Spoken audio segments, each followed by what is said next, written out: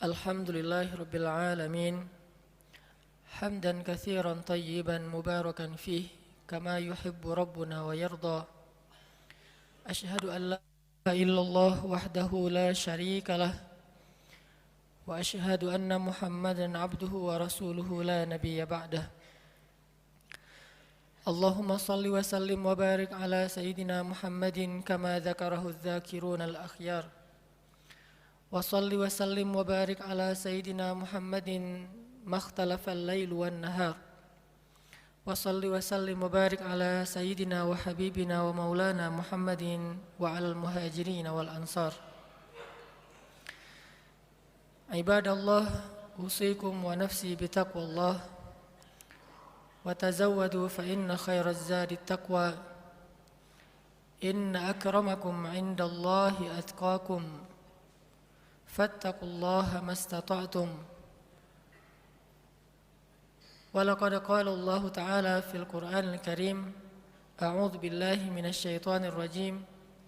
Ya ayyuhalladzina amanu taqullaha haqqa tuqatih wa la tamutunna illa wa antum muslimun.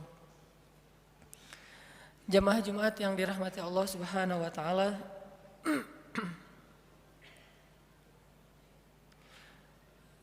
Dalam sebuah hadis yang diriwayatkan oleh Imam At-Tirmidzi, Rasulullah sallallahu alaihi wasallam pernah bersabda, An Abdullah bin Mas'ud radhiyallahu an qala Rasulullah sallallahu alaihi wasallam, Ala ukhbirukum biman yahrumu 'alan nar aw biman tahrumu 'alaihi an-nar, ala kulli qaribin hayyinin sahlin. Dari Abdullah bin Mas'ud radhiyallahu an, ia berkata, Rasulullah sallallahu alaihi wasallam bersabda, maukah kalian aku beritahu orang-orang yang tidak akan disentuh oleh api neraka, atau orang yang tidak akan masuk ke dalam api neraka? Mereka adalah setiap orang yang memiliki sifat qaribin hayyinin sahlin.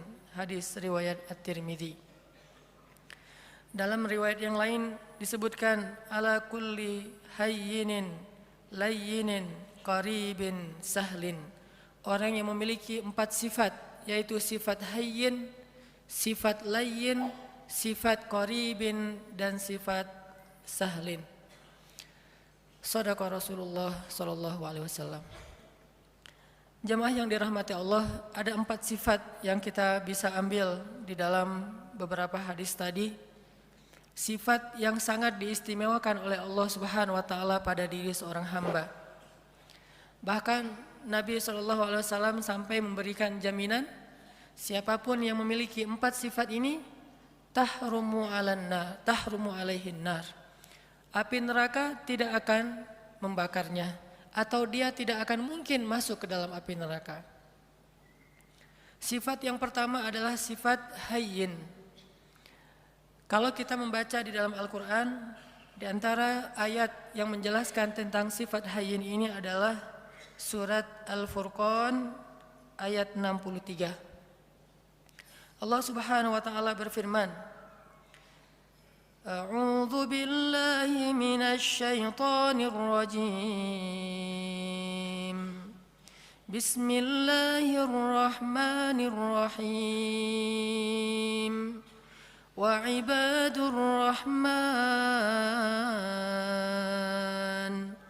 وعباد الرحمن الذين يمشون على الأرض هونا وإذا خاطبهم الجاهلون قالوا سلاما. Sadaqallahul azim. Di antara ciri hamba Allah yang dicintai oleh Allah yang Maha Rahman adalah yamshuna 'alal ardi hauna, orang yang berjalan di muka bumi dalam keadaan haunan atau hayyinan. Haunan atau hayyinan, para ulama menerjemahkan adalah orang yang memiliki sifat tawadhu rendah hati. Dan sifat rendah hati ini adalah sifat dasarnya seorang hamba.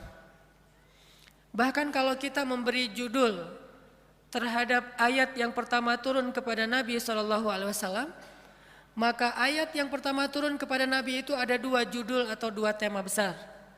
Tema yang pertama adalah tentang kebesaran Allah, dan tema yang kedua adalah tentang kehinaan seorang hamba. Itulah ayat yang pertama turun kepada Nabi.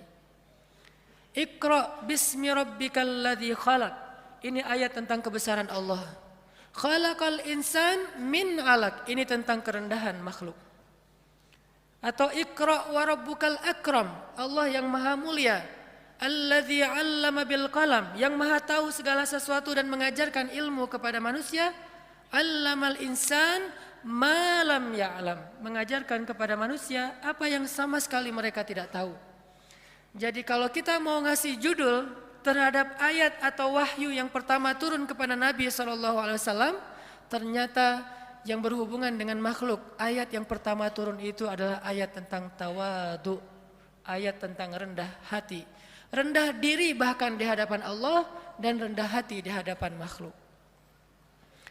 Karena ini adalah sifat dasarnya seorang hamba. Tidak mungkin disebut hamba ketika dia meninggikan diri, menganggap dirinya mulia, menganggap dirinya di atas, menganggap dirinya tinggi. Karena dasarnya seorang hamba itu adalah rendah.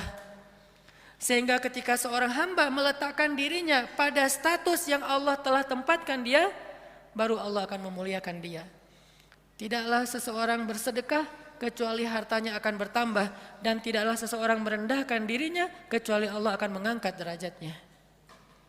Tapi sebaliknya, ketika seorang hamba menempatkan dirinya di posisi yang lebih tinggi, maka Allah akan menjatuhkan dia sebagaimana Allah menjatuhkan iblis.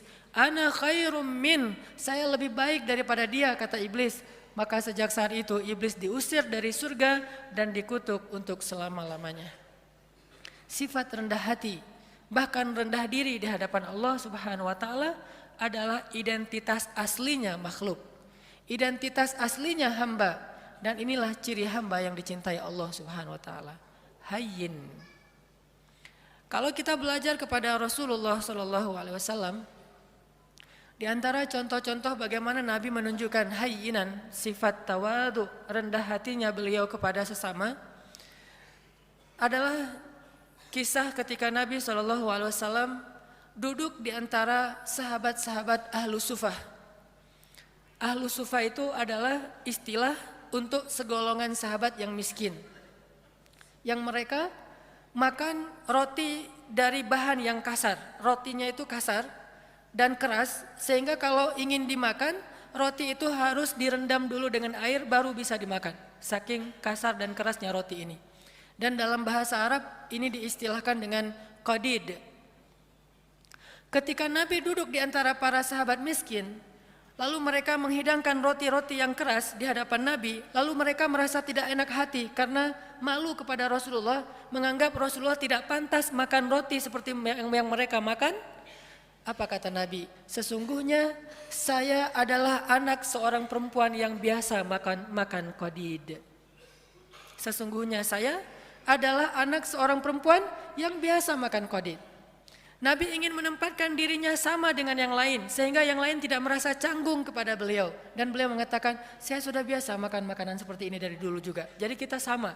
Akhirnya para sahabat merasa nyaman makan bersama Rasulullah SAW. Ini namanya hayyin.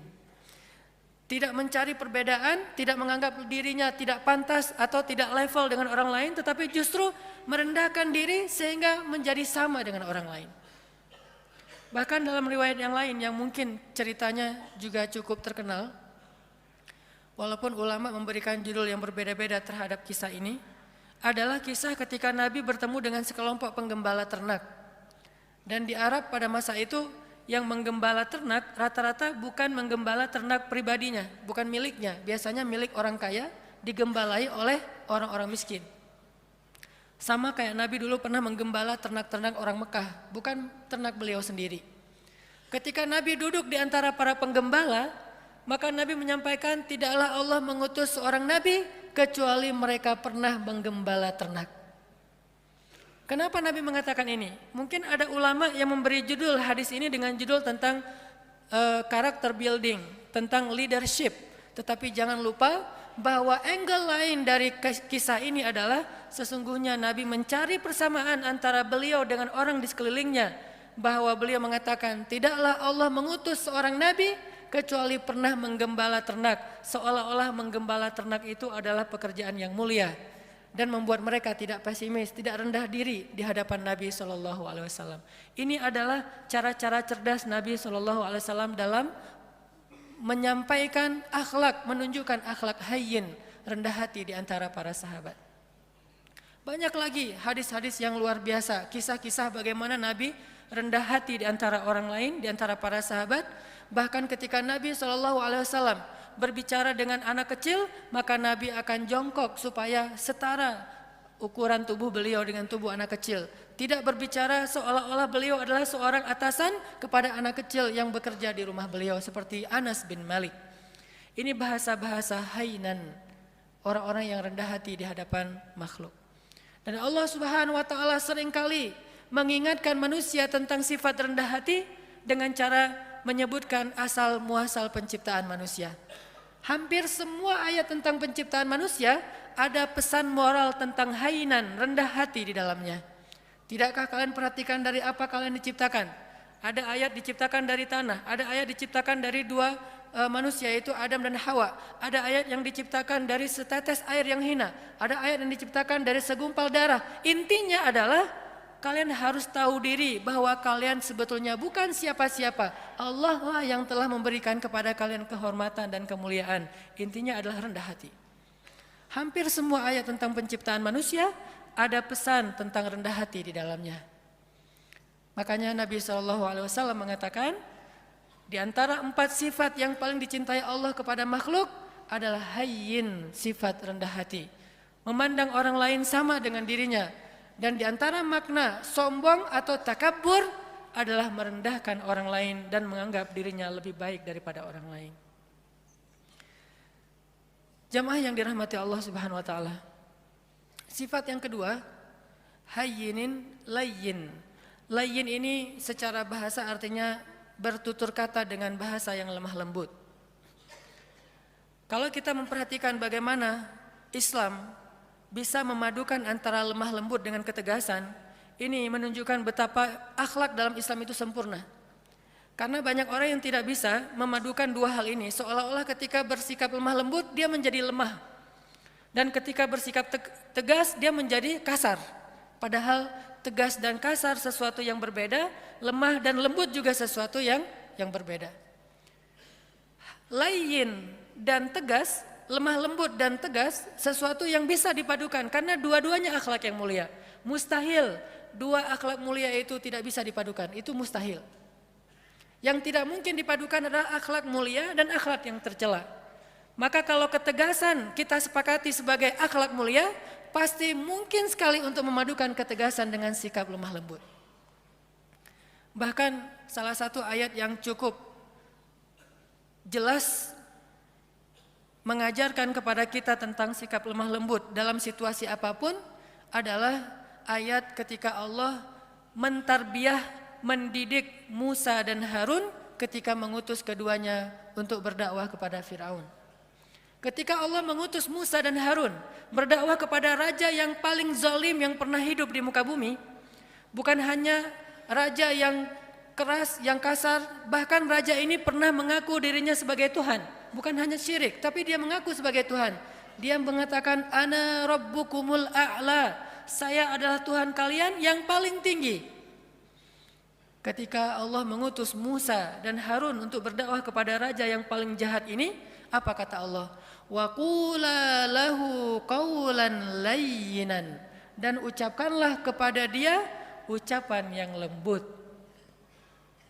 Sebelum Musa disuruh untuk merevolusi Fir'aun, maka Musa diperintahkan lebih dulu untuk qula lahu qawlan layyinan. Kenapa Allah katakan demikian? Karena Allah tahu karakter hambanya yang bernama Musa. Kalau Harun mungkin agak tidak terlalu dikhawatirkan akan bersikap kasar, karena Harun pada dasarnya punya sifat lemah lembut. Harun ini Kalau di antara para sahabat mirip seperti Abu Bakar. Sedangkan Musa mirip seperti Umar. Memang terkenal dengan kerasnya terhadap kebatilan. Sehingga sebelum Musa bersikap keras atau tegas kepada Fir'aun, maka Allah memberi dia briefing, memberi dia nasihat, qula lahu qawlan layyinan. Katakanlah kalian berdua kepada dia ucapan yang lemah lembut. Dan perhatikan juga kisah Ibrahim ketika berdakwah kepada ayahnya. Begitu ayahnya marah-marah kepada Ibrahim, bahkan mengancam akan merajam Ibrahim, apa kata Ibrahim? Qala salamun alaik, sa'astaghfiru laka rabbi, innahu kana bi hafiyya. Kata Ibrahim, salam. Enggak apa-apa wahai ayah, aku akan minta ampun untukmu kepada Tuhanku. Sesungguhnya Tuhanku sangat baik kepadaku. Qaulan layyinan, sebelum kalimat-kalimat yang lain. Bahkan Nabi SAW bersabda, sesungguhnya Allah itu maha lembut dan mencintai kelembutan. Dan Allah akan memberikan kebaikan melalui jalan yang lembut yang tidak diberikan dengan cara-cara yang kasar. Maka muncullah salah satu kisah yang cukup fenomenal dalam kehidupan Nabi tentang sifat lemah lembut adalah adegan ketika ada seorang laki-laki Badui buang air kecil di dalam Masjid Nabawi. Ini masjid tersuci nomor 3 di dunia bagi kaum muslimin. Setelah Makkah, nomor 2 bahkan setelah Makkah, kemudian Nabawi, kemudian Masjidil Aqsa. Ada orang Badui, dan orang Badui ini dalam istilah Arab disebut A'rabi, orang yang tidak berpendidikan baik, orang yang belum paham Islam, bahkan belum masuk Islam. Dia ngelihat ada kayak tembok gitu, dia buang air kecil di situ. Lalu para sahabat berdiri ingin memarahi dia. Nabi mengatakan, tunggu, biarkan dia, jangan sakiti dia. Karena kalau dia ditahan atau dicegah, itu akan menyakiti dia, udah terlanjur. Maka biarkan dia, jangan sakiti dia. Setelah dia selesai dengan hajatnya, maka Nabi kemudian ingin mengambil air, tetapi para sahabat mendahului beliau dan membersihkan kotoran laki-laki tadi. Setelah selesai, Nabi memanggil dia, lalu mengajak dia berbicara baik-baik. Walaupun tidak disebutkan secara detail apa yang Nabi ucapkan kepada laki-laki ini, tetapi kesimpulannya dengan kelembutan Nabi bertanya tentang siapa namanya, dari mana asalnya, lalu memberi nasihat ini tempat apa, kenapa tidak boleh buang air kecil di sini. Setelah Nabi menasihatinya baik-baik, akhirnya dia kemudian masuk Islam. Dan setelah dia masuk Islam, dia berdoa kepada Allah, ya Allah, rahmatilah saya dan juga Rasulullah SAW, yang lain jangan. Sampai dia berdoa seperti itu, rahmati saya dan Rasulullah saja, yang lain jangan. Karena dia sebel sama yang lain, sama Rasul dia cinta.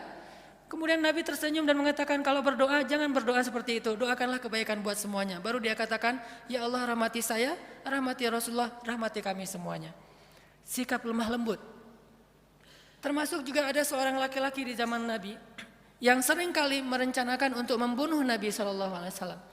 Sampai suatu ketika dia berhasil ditangkap oleh para sahabat, dibawa ke Madinah. Sampai di Madinah, Nabi menyuruh sahabat untuk mengikat dia di salah satu tiang masjid. Jadi dulu masjid juga berfungsi sebagai penjara darurat. Dia diikat di tiang masjid. Setiap kali Nabi datang ke masjid, Nabi tersenyum kepada dia dan bertanya, bagaimana kabarmu? Awalnya dia marah, udah tahu diikat, nanya kabar.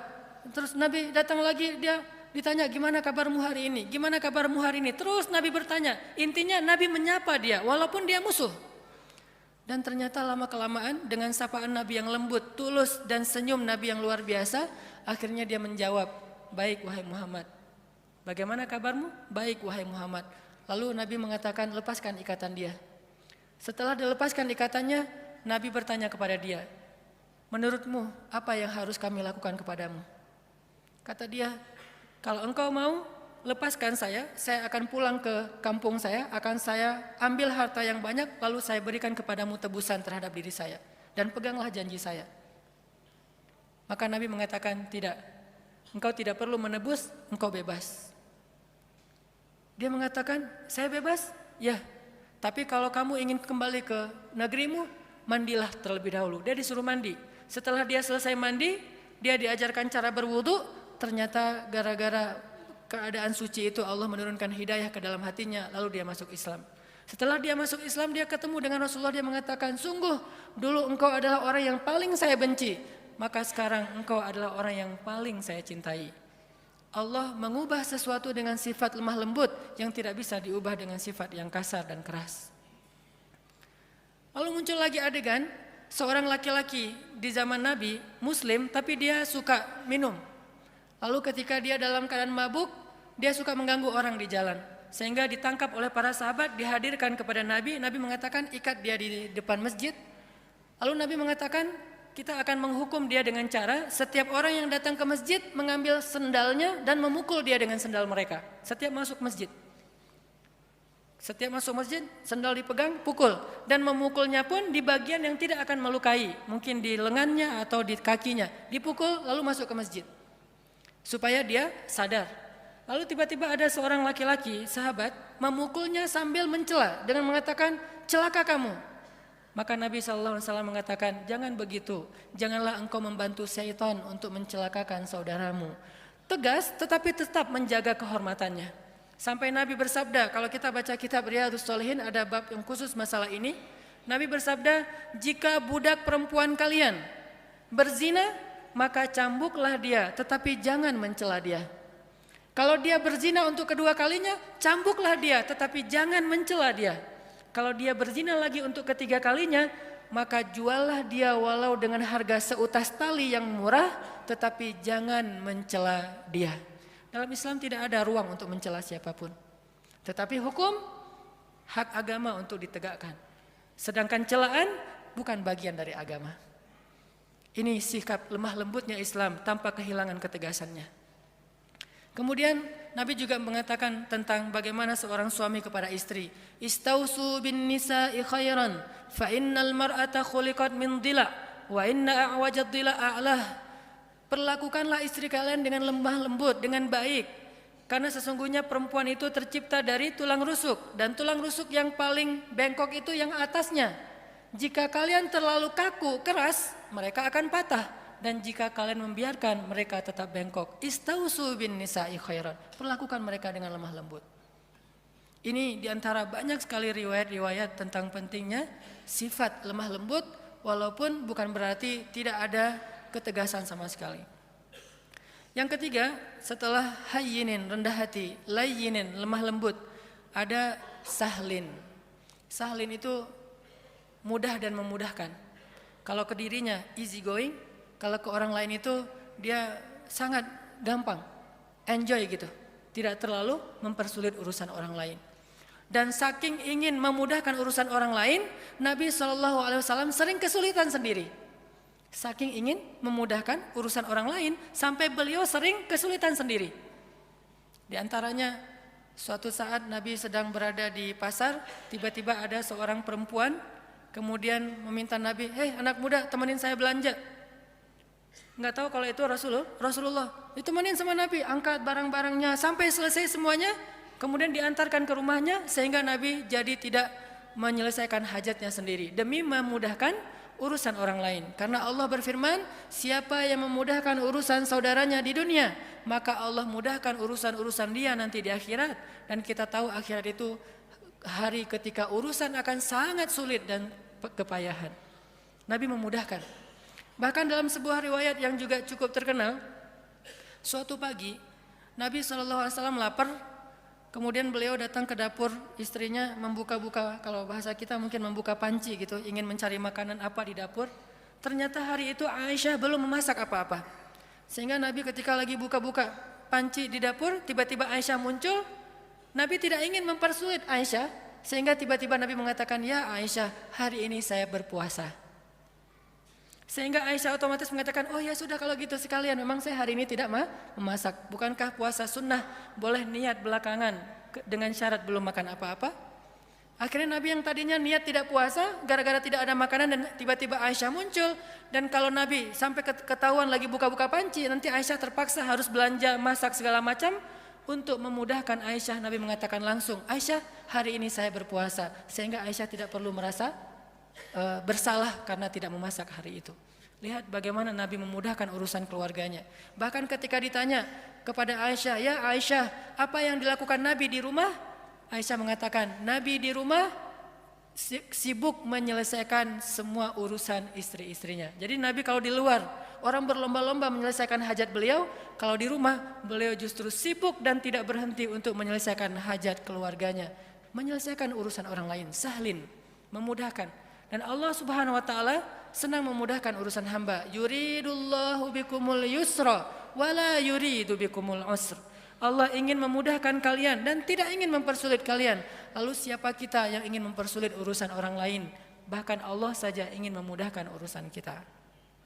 Yang terakhir, jamaah yang dirahmati Allah, sifat yang dicintai Allah dari seorang hamba adalah qaribin. Qaribin ini lalu menjadi bahasa Indonesia karib, artinya dekat, akrab, tidak jaim.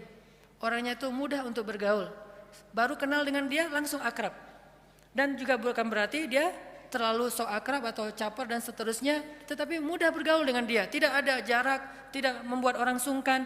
Rasulullah SAW ketemu dengan siapapun, orang itu akan mudah curhat kepada beliau.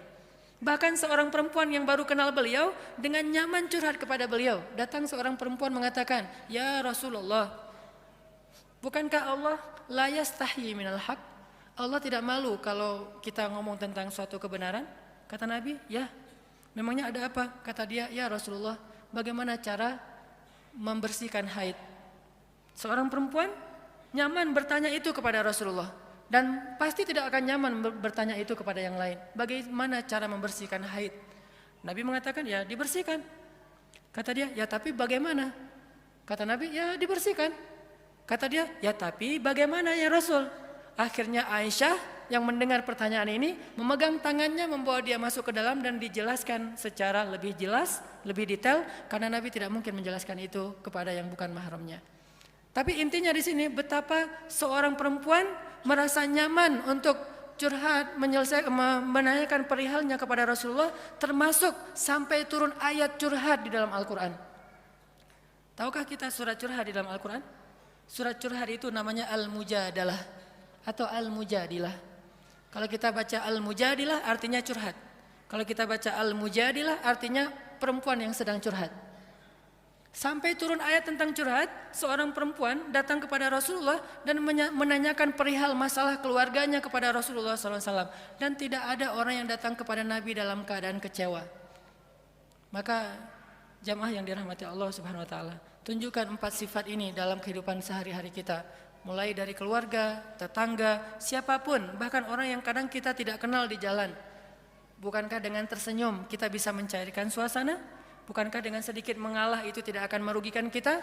Kita adalah muslim, dan sebagai muslim kita punya tanggung jawab untuk memperlihatkan bahwa Islam itu agama yang indah, agama yang terbaik.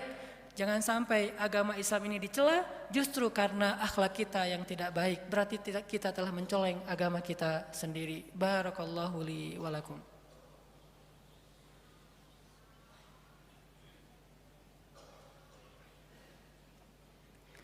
Alhamdulillahirabbil alamin. Asyhadu an la ilaha illallah wa asyhadu anna Muhammadar Rasulullah.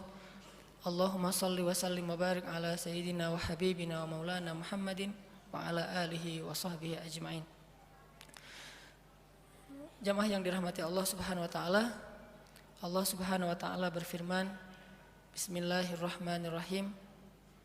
Ya ayuhan nas, ya ayyuhalladzina amanu, la yaskhar qaumun min qaum asa ayyakunu khairan minhum wala nisa'um min nisa' asa ayyakunna khairan minhun. Janganlah kalian saling mencela, karena bisa jadi orang yang dicela itu lebih baik daripada orang yang mencela. Begitu juga sekelompok perempuan, jangan mencela kelompok perempuan yang lain, karena bisa jadi perempuan yang dicela itu lebih baik daripada yang mencela. Intinya ayat-ayat akhlak di dalam Al-Quran itu sangat banyak, dan jangan lupakan bahwa akhlak itu sama pentingnya dengan akidah dan ibadah. Dan bukan berarti mengambil akhlak membuang akidah dan ibadah, atau sebaliknya mengambil akidah dan ibadah saja tapi mengabaikan akhlak. Islam adalah sebuah kesatuan. Memahami Islam itu harus kafah. Udkhulu fis silmi kafah. Masuklah kalian ke dalam agama ini secara utuh. Utuh artinya tidak mengambil sebagian ayat dan membuang sebagian yang lain. Mengambil satu sunnah dan membuang sunnah yang lain. Mengambil satu syariat dan membuang syariat yang lain. Maka siapapun yang membeda-bedakan antara satu ayat dengan ayat yang lain, satu sunnah dengan sunnah yang lain, satu syariat dengan syariat yang lain, sungguh dia tidak beriman kepada Allah Subhanahu wa taala. Yukhadi'una Allah walladzina amanu wama yakhda'una illa anfusahum. Mudah-mudahan kita bisa mengamalkan ayat dan hadis-hadis tentang akhlak ini dalam kehidupan kita, dan Allah Subhanahu wa taala memberikan apa yang dijanjikan kepada kita, yaitu terhindar dari api neraka. Terakhir, marilah kita sama-sama berdoa, dan saya selalu berharap kaum muslimin di seluruh dunia, hari Jumat adalah yaumud du'a, hari diijabahnya doa. Maka bantulah saudara-saudara kita di Suriah, di Palestina, di Rohingya, di seluruh dunia, termasuk mungkin yang di Indonesia seperti di Aceh dan di seluruh Indonesia. Bantulah mereka dengan doa. Mudah-mudahan doa-doa kita akan meringankan urusan-urusan mereka dan akan mendatangkan pertolongan Allah Subhanahu wa taala kepada mereka. Bismillahirrahmanirrahim. Allahumma ighfir lana walil muslimin. Allahumma ighfir lana waliwalidayna warhamhuma kama rabbayana shighara. Allahumma inna nas'aluka al-huda wat-tuqa wal-'afafa wal-ghina. Allahumma a'inna ala dhikrika wa syukrika wa husni ibadatik. Rabbana atina min ladunka rahmah wa hayyi' lana min amrina rashada waj'al lana min kulli dhiqin makhraja wa min kulli hammin faraja wa min kulli usrin yusra. Allahumma ansuril Islam wal muslimin. اللهم انصر المسلمين في فلسطين. اللهم انصر المسلمين في سوريا. اللهم انصر المسلمين في العراق. اللهم انصر المسلمين المستضعفين المظلومين في روهينيا. اللهم انصر دعوتنا يا الله. اللهم اشف صدور المسلمين يا الله. اللهم اجعل بلدنا هذا إندونيسيا بلدا آمنا بلدا آمنا بلدا آمنا وارزق أهله من الثمرات من آمن منهم يا رزاق.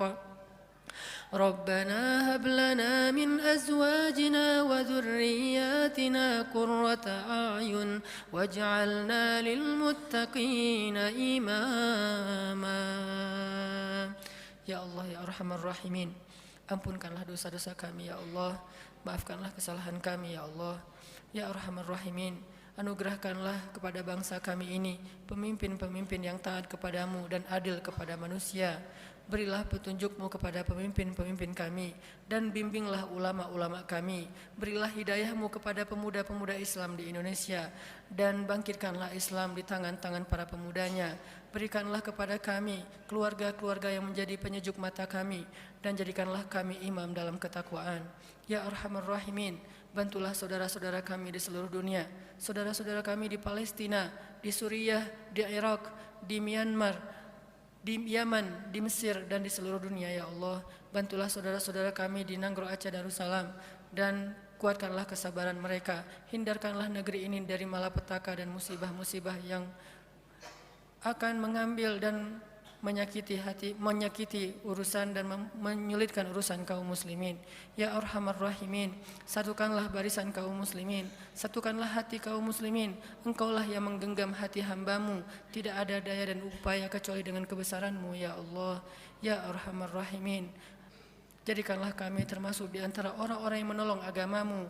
Jangan Engkau biarkan kami menjadi orang yang hanya duduk berpangku tangan dan membiarkan agama-Mu dalam keadaan terlunta-lunta. Ya Arhamar Rahimin, selamatkanlah kami di dunia dan di akhirat. Jauhkan kami dari azab kubur. Berikanlah kepada kami husnul khatimah. ربنا آتنا في الدنيا حسنة وفي الآخرة حسنة وقنا عذاب النار. قولوا قولي هذا واستغفر الله لي ولكم إنه هو الغفور الرحيم.